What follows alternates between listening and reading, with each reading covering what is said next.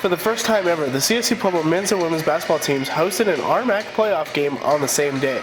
The RMAC Shootout in previous years has been hosted here on campus, but not with both men and women's basketball teams on the same day.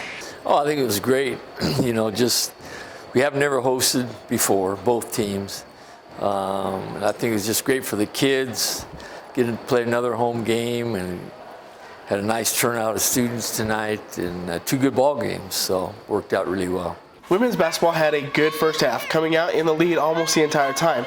The Pack ended the second half of play with a victory of 62-57 over Black Hills State. Well, I think when they went full court pressure there and really extended up at the last couple minutes and, we're trapping and, really trying to push the issue, we had a turnover and we fouled once on a and one, but I thought at the end we handled the pressure. We looked down the floor, we were able to get a wide open layup late, got another ball inside, for a really good look. So I thought overall, it was just a really solid performance, and I thought we executed, did the things we were wanting to do, and we were just real pleased with the outcome. We'll probably scout them and we'll go over things we need to work on. Coach John, I'm sure, will make some pointers of where maybe their weaknesses are or what to do. Men's basketball had a rough first half, trailing Fort Lewis for most of it. Jed Knopfel came out to play with a 3-point shot just after the tip. The Pack started off the second half of play trailing 29-26 behind Fort Lewis. After 6 minutes back into the second half, the Thunder Wolves got back into the rhythm with several 3-point shots and finally got ahead. Well, I thought that Jed played well, especially in the second half. We needed him to. He'd been shooting the ball really well in pregame shooting, and even at halftime shooting, he was making a lot of shots. So he's been playing very well. But this was a night that again showcased our team.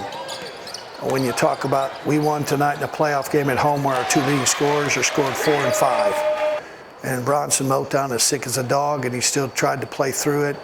But what I've said all along is we're 10 deep, and I feel good about all of them playing, and I thought that was the key tonight, better depth. I came out, hit that first 3, and myself included, we all kind of had a funk for a couple minutes after that.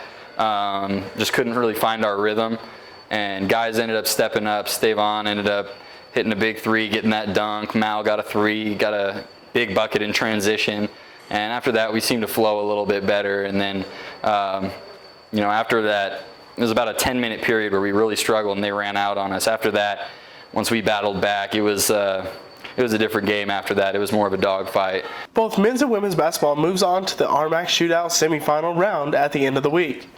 Women's basketball will be taking on Mesa State University, and men's basketball will be taking on Metro State. You can follow all of the latest stats and information and watch the semifinal games by going to GoThunderWolves.com. I'm Dustin Cox for CSU-Pueblo TODAY Online.